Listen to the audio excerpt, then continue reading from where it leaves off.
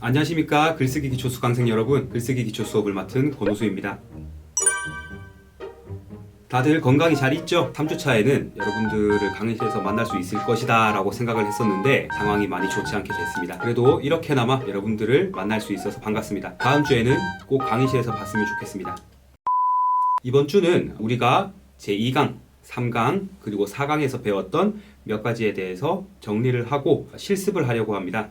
작은 화면으로 열심히 공부하고 있을 여러분들을 위해서 어떤 방식으로 온라인 수업을 시작해야 하나 고민을 되게 많이 했습니다. 여러분들의 입장에서 조금 더 생각을 하려고 했으나 저도 온라인 강의를 많이 들어본 세대가 아니기 때문에 그래도 제가 할 수 있는 한 최대한의 노력을 통해서 동영상을 제작했으니까 힘들더라도 그리고 지루하더라도 여러분들이 꼭 잘 봐줬으면 좋겠습니다.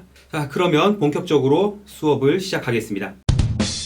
말하기와 글쓰기의 차이점, 제2강에서 이야기를 했었죠. 말하기하고 글쓰기는 형식, 상황, 그리고 내용, 구조 등등의 면에서 차이점과 공통점을 가지고 있었습니다. 먼저 차이점부터 짚어볼게요. 형식적인 측면에서 말하기는 음성, 소리죠. 우리가 입으로 내는 소리, 음성을 매개로 전달됩니다. 강세, 어조, 쉼, 성조 등을 통해서 표현된다고 우리가 지난 온라인 강의에서 잘 배웠었죠. 글쓰기는 어떻습니까? 글쓰기는 문자를 매개로 전달됩니다. 이때 문장 부호, 띄어쓰기, 맞춤법 등을 통해서 전달이 되는데요. 다음으로 상황적 측면에서도 한번 살펴보도록 하겠습니다. 말하기는 화자와 청자가 시공간적으로 동일성을 지닐 때 의미가 전달이 됩니다. 또 담화 상황도 중요하고요. 그리고 비언어적 요소도 중요하다고 우리가 배웠었죠. 시선 처리, 손동작, 그리고 대화 자세 등이 비언어적 요소에 속합니다. 글쓰기는 필자와 독자의 시공간적 상황이 동일하지 않아도 이루어집니다. 말하는 사람, 즉 필자와 듣는 사람, 독자가 같은 시간, 같은 공간에 있지 않아도 전달된다는 점이 큰 특징이었죠. 내용적인 측면에서는 말하기의 경우 화자와 청자가 공유하는 정보의 양이 많습니다. 하지만 글쓰기의 경우는 필자와 독자가 공유하는 정보의 양이 적죠. 왜 그럴까요? 글쓰기는 어느 한 주제를 정해놓고 그 주제 안에서 의미가 전달되기 때문에 공유되는 정보의 양이 적죠. 다음은 구조적인 측면에서 살펴보도록 하겠습니다. 말하기는 문장 구성에서 필수적인 성분이 생략 가능합니다. 자, 예를 하나 들어볼게요. 대화 상황에서 누구누구야, 나랑 밥을 먹으러 가지 않겠니? 그래, 우리 함께 밥을 먹으러 가자. 이 뭔 개소리야! 라고 말하는 사람 없습니다. 그죠? 물론 이렇게 말하는 사람도 있을 수 있겠지만은 우리가 현실적으로 대화를 할 때 이렇게 주어와 서술어와 목적어 등을 다 넣어서 대화를 하진 않아요. 방금 했던 대화를 다시 한번 우리가 현실적으로 재구성을 해보자면 밥? 그래? 고? 이 정도로 우리가 대화가 충분히 이루어지죠. 이렇게만 해도 충분... 학생! 웃으면 어떡해. 그에 비해서 글쓰기에서는 완결된 문장 구조를 사용해야 하고 문단 나누기와 그리고 들여쓰기가 필요합니다. 다음으로는 공통적인 면을 살펴보도록 하겠습니다. 형식적인 면에서는 형식과 내용을 가지고 있다는 점이 바로 공통점이 되겠죠. 말하기에서는 음성이라는 형식과 사고라는 내용을, 그리고 글쓰기에서는 문자라는 형식과 의미라는 내용을 가지고 있다는 점이 공통점이 되겠습니다. 다들 잘 기억나죠? 상황적인 면에서는 청자나 독자에 대한 작용, 그리고 반작용, 생각이나 행동, 태도 등의 변화라는 공통점이 있었습니다. 내용적인 면에서는 의사소통으로서 언어 기능을 한다는 것이었죠. 기억납니까? 구조적인 측면에서는 한국어의 특성, 예를 들자면 의문, 형태, 통사, 의미 등이 반영된다는 공통점이 있었습니다. 다음으로 다양한 글의 종류를 다루었습니다. 아직 제2강이죠. 먼저 목적에 따라서는 정서 표현이 목적이냐, 정보 전달이 목적이냐, 아니면 독자 설득이 목적이냐에 따라 구분했었습니다. 정서 표현을 위한 갈래로는 문학 갈래가 있죠. 정보 전달을 위한 설명 갈래, 독자 설득을 위한 논증 갈래 등이 있었습니다. 다음으로는 글의 성격에 따라 구분을 하기도 했었죠. 학술 논문, 논설문, 신문 사설, 리포트 등과 같이 주장과 근거를 가지고 독자를 설득하는 설득적 글쓰기, 그리고 감상문, 비평문 등 감상과 평가로서 이루어지는 감상 비평적 글쓰기가 있었습니다. 그리고 에세이, 일기, 자기소개서, 자서전 등과 같이 자아성찰로서 이루어지는 성찰적 글쓰기가 있었습니다.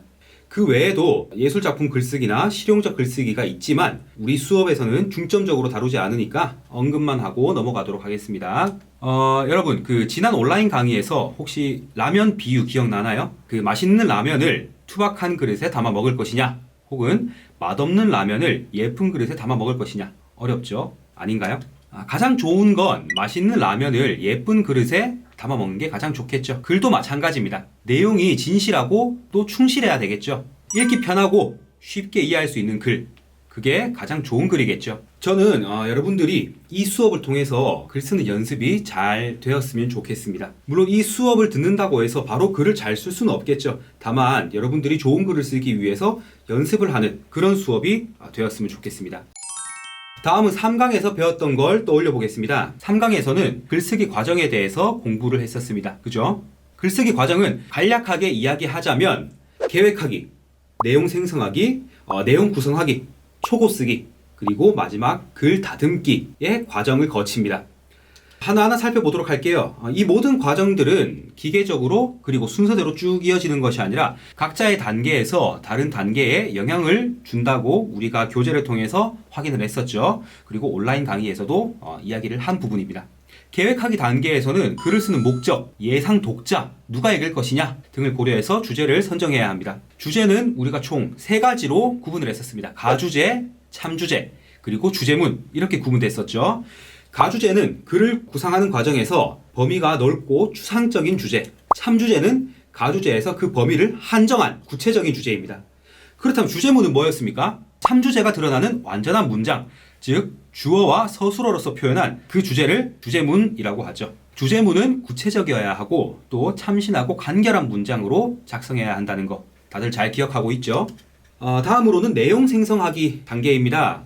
내용 생성하기 단계에서는 글을 쓰는 목적이나 주제에 따라 글의 내용 생성 방법이 달라질 수 있죠. 기억합니까? 글을 쓸 목적과 주제에 맞는 창의적인 생각들을 찾아서 정리하는 과정이 바로 내용 생성하기 단계였습니다. 이때 주로 어떤 방법을 쓰죠? 자유연상, 브레인스토밍이죠. 가주제와 관련된 내용들을 자유롭게 써보는 방법을 자유연상이라고 하죠. 주어진 문제에 대해서 떠오르는 생각들을 아무런 제약 없이 백지에 적는 방법입니다. 이 자유연상은 주제와 관련된 창의적 사고력을 자극해서 새로운 내용을 생성하는 글쓰기 과정이라 할 수 있습니다. 연관짓기는 관련 있는 항목끼리 연결해서 점진적으로 그 내용을 더해가는 과정이라고 할 수 있습니다. 생각이 꼬리에 꼬리를 물어야겠죠. 다음으로는 자료 찾기입니다. 주제와 관련된 내용들을 직접 조사하거나 다른 사람들의 자료를 찾아서 읽고 분석하는 과정에서 새로운 내용을 생성하는 방법이 바로 자료 찾기였죠. 마찬가지로 글을 쓴 목적과 주제에 맞는 글감, 어디서 어떻게 찾아내느냐 하는 것이 굉장히 중요합니다. 다른 사람이 쓴 책 혹은 글, 신문 기사, 인터넷 자료 등을 찾아내는 과정인데요. 이 자료 찾기 외에도 2 이상이 모여서 질문하거나 토론함으로써 내용을 생성하는 방법인 대화하기, 그리고 마인드맵 작성하기 등이 있었습니다. 내용 구성하기 단계에서는 글의 구성 원리에 따라 개요도를 작성해야 합니다. 글은 통일성과 완결성, 그리고 문단, 문장들 간의 연결성과 응집성을 유지해야 하는데요. 글의 개요는 일반적으로 처음, 중간, 끝, 3단 구성으로 작성을 합니다. 처음, 중간, 끝은 각각 다음과 같은 유의점을 잘 생각해야 됩니다. 처음 단계에서는 글의 주제, 그리고 주제 선정 이유를 반드시 밝혀줘야 합니다. 또 만약에 독자의 흥미와 관심을 유발하기 위해서 어떠한 에피소드, 일화를 사용한다면 무조건 사실에 기반을 해야겠죠. 그리고 뭐뭐 한 것 같다 혹은 나는 잘 모르지만 과 같은 이런 애매모호한 표현들 있죠. 그런 표현들은 절대적으로 표현을 자제해야겠습니다. 중간 부분에서는 주제를 효과적으로 전개할 수 있는 방법을 사용해야 하고요. 세부장 그리고 세부절 연결에 유의해야겠습니다. 물론 이 과정에서 처음 부분에서 제시한 주제의 범위를 벗어나지 않아야겠죠. 끝부분에서는 글 전체의 내용을 요약하고 정리하고 주제와 관련된 전망을 제시해야 됩니다. 이 과정에서 지금까지 뭐뭐뭐뭐에 대해서 살펴보았으며 논의를 종합하자면 뭐뭐뭐뭐와 같이 요약할 수 있다 와 같은 형식을 취하기도 합니다. 무조건 이렇게 해야 된다는 건 아니에요. 일반적으로 그런 형식을 취한다는 겁니다. 초고 쓰기 단계는 직접 쓰는 단계였죠. 최종 완성글은 아니고 수정하기 위한 원고라고 할 수 있겠습니다. 즉 가공되지 않은 글 정도로 생각을 하면 되겠죠. 초고 쓰기에서는 객관성과 진실성이 중요합니다. 그리고 문장의 간결성, 구체성 역시 중요하다고 이야기를 했었죠. 글을 쓰는 과정에서 정확한 어휘를 선택하고 또 바른 문장을 써야 합니다. 또 내용을 효과적으로 전달하기 위해서 다양한 표현 기법을 동원하기도 하죠. 이때 다양한 표현 기법이란 건 어떤 거였습니까? 수사법이 가장 대표적이었죠. 이 수사법 안에는 어떤 게 들어있습니까? 비유, 강조, 상징 이런 것들 다들 잘 기억나죠? 또 그 외에도 글 내용과 관련된 사진, 그리고 사파, 지도, 도표, 그래프 이런 것들 다양한 시각적 보충 자료를 활용할 수도 있다고 우리가 밝혔습니다. 그죠? 마지막 단계인 글 다듬기, 퇴고 혹은 고쳐쓰기라고도 하죠. 이 과정에서는 글 전체, 문단, 문장, 어휘 순서로 글을 살펴보고 맞춤법, 띄어쓰기, 문장 부호 등을 살펴보아야 합니다. 중요한 점은 교재 59쪽에 잘 나와 있죠. 잘 숙지해서 앞으로의 대학 생활과 또 대학 이후에 여러분들의 사회 생활에서 유용하게 활용되기를 기대하겠습니다. 네, 4강에서는 대학 보고서 형식에 대해서 이야기를 했습니다. 여러분들이 앞으로 대학 생활을 하면서 숱하게 쓸 리포트, 보고서 벌써 답답해지죠. 대학 보고서의 일반적 형식은 논문 형식에 준해서 체계를 갖추어야 합니다. 표지, 차례, 본문, 참고문헌 요 순서로 배웠던 거 기억나죠?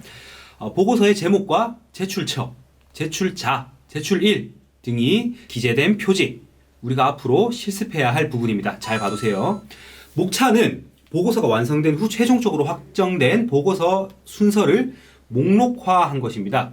목차의 체계는 장, 절, 항 등이 포함된 본문 그리고 참고문헌, 도표, 그림, 부록의 순서로 작성하고 각각에 해당되는 보고서 속의 쪽수를 적어야 합니다. 보고서 분량이 많지 않은 경우에는 표지에 목차를 포함시키기도 하는데요. 교재 68페이지에서 예시 2를 살펴볼게요. 예시 2 그림에서 왼쪽 편 보고서 표지 우리가 실습해야 할 모델입니다. 자, 교재 68쪽 다시 한번 살펴볼게요. 자, 교재 68페이지입니다. 밑에서 왼쪽 편, 목차가 포함된 왼쪽 편 있죠? 우리가 실습하게 될 모델입니다. 잘 봐두세요. 다음으로는 본문입니다. 본문의 형식은 처음, 중간, 끝, 3단 구성이 일반적이라고 했죠. 물론 연구 방법이나 분야에 따라 구성 양식이 다를 수는 있습니다. 하지만 기본적으로 처음, 중간, 끝, 3단 구성을 사용한다는 거 기억해두고 본론은 명시적으로 본론이라고 하지 않고 각 장의 개별적인 제목으로 표현을 해야 합니다. 본론 형식 구조는 교재 69쪽을 꼭 참고하길 바라겠습니다. 다음으로는 참고문헌입니다. 참고문헌은 본문에서 참고했던 자료들의 서지사항을 밝히는 부분인데요. 어떤 자료를 가져왔을 때 이 자료를 어디에서 가져왔다, 누구의 자료를 가져왔다 라고 꼭 명확히 밝혀줘야 합니다. 서지정보 작성법은 지난 온라인 강의에서 자세하게 다뤘습니다. 다들 기억하시죠? 국내 단행본, 국외 단행본, 학위 논문, 학술지 논문, 신문 기사, 인터넷 글 등의 작성법을 꼭 참고하시길 바랍니다. 리스라던가 DBPR 등을 통해서 자료를 찾는 법은 우리가 수업하면서 꼭 가르쳐 주도록 할게요. 주석 그리고 인용 굉장히 중요하다고 했죠. 앞에서 말했듯이 정당한 인용이 아니라 표절, 흔히 말하는 표절을 하지 않도록 인용, 참고문헌, 출처 정보를 정확히 밝혀줘야 합니다. 여러분들이 어디서 몰래 가져올 수는 없어요. 왜냐? 학교에서는 유사한 문장을 잡아내는 프로그램을 사용하기 때문에 여러분들이 몰래 가져왔다고 해서 안 걸리진 않습니다. 그래서 정당하게 출처를 밝히고 인용을 하는 그런 여러분들이 되었으면 좋겠습니다. 주석은 낱말이나 문장의 뜻을 쉽게 풀이한다는 뜻입니다. 보충해서 부연 설명한다 이런 뜻이라고 교재에서 분명히 밝혔죠. 본문과 별도로 삽입하는데요. 각 쪽마다 아래 부분에 줄을 짧게 긋고 작성하는 각주, 그리고 본문 내용에서 해당 부분에 바로 뒤에 괄호 속에 작성하는 내주, 각 장 또는 절의 말미나 글 전체 끝부분에서 주석 전체를 모아서 작성하는 미주가 있습니다. 인용은 자신의 글쓰기에 타인의 결과물이 필요한 경우 타인의 글을 사용하는 것인데요. 이 경우에는 내 글과 남의 글을 구분하기 위해 글의 출처를 정확하게 표시해야 합니다. 그리고 출처는 주석을 달아서 꼭 표시를 해줘야 됩니다. 제가 강조하고 있죠. 다음으로는 인용 방식입니다. 인용 방식에는 직접 인용, 간접 인용이 있었습니다. 교재 73쪽 꼭 참고해주세요. 교재 2강부터 4강까지의 내용을 간략하게 살펴보았습니다. 이렇게 간략하게 살펴본 이유는 우리가 공부한 내용을 가지고 실습을 해야 하기 때문인데요. 실습은 2강, 3강, 4강과 관련하여 진행합니다. 2강의 실습은 교재 19쪽 그리고 20쪽에 걸쳐서 살펴보면은 말하기와 글쓰기의 차이점, 공통점을 정리하는 페이지가 있을 겁니다. 그게 제 2강에서 이루어질 실습인데요. 19쪽을 보면 대화와 담화문이 제시되어 있습니다. 2강에서 살펴본 내용을 토대로 말하기 그리고 글쓰기의 차이점, 공통점을 한번 정리해 보길 바랍니다. 3강의 실습은 교재 41쪽, 다들 확인하셨나요? 교재 41쪽에 있는 실습지로 진행합니다. 한국 사회의 문제점과 해결 방안 또는 찬성과 반대의 대립 논쟁에 대하여 대상을 찾아보고 한 편의 글을 쓴다고 할 때 그 과정을 메모하는 실습입니다. 여러분들이 직접 주제를 정하고 글을 쓴다는 가정하에 진행되는 실습입니다. 계획하기, 내용 생성하기, 내용 구성하기, 초고 쓰기, 그리고 글 다듬기 과정에서 필요한 것들을 여러분들이 메모를 해주세요. 글의 주제는 가주제, 참주제, 주제문을 잘 구분해 주시고 글 쓰는 목적과 글의 종류 역시 기입을 해주시면 됩니다. 브레인스토밍 역시 메모해 주시고 자료 찾기에서는 직접 조사인지, 설문인지, 실험인지, 논문 자료인지, 신문기사인지 꼭 적어줘야겠죠. 제가 계속 강조를 하지만 실제로 글을 쓰라는 게 아닙니다. 여러분들이 어떠한 주제로 글을 쓴다고 가정할 때 그 과정들에 대해서 메모를 하는 겁니다. 연관짓기 및 글을 내용 구성하기에서는 의미 연쇄로 생각나는 여러분들의 의견을 적어주시길 바랍니다. 내용 구성하기 단계에서는 문제점 또는 반대 주장과 근거, 해결 방안 또는 자기 주장과 근거를 작성해줘야 합니다. 여러분들이 문제점과 해결 방안 그리고 관련된 글을 쓸 것인지 혹은 찬성, 반대, 대립 논쟁과 관련한 글을 쓸 것인지에 따라 작성되는 내용이 다르겠죠.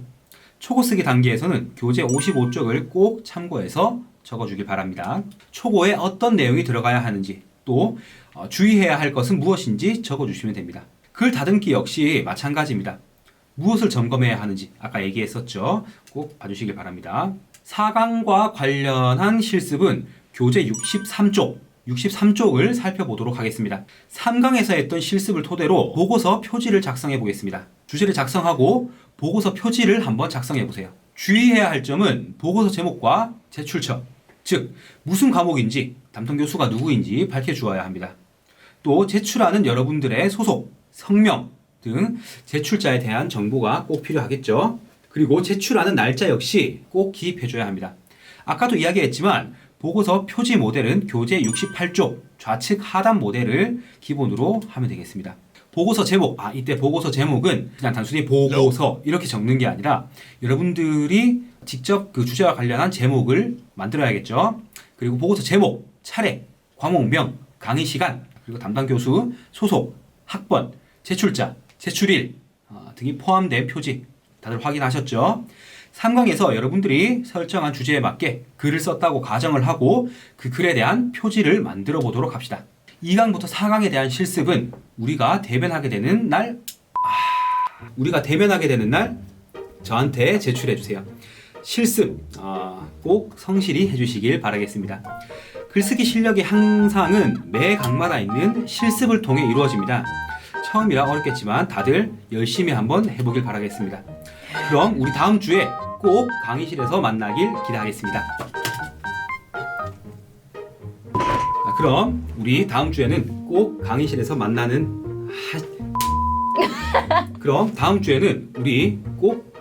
만났으면 좋겠습니다. 감사합니다.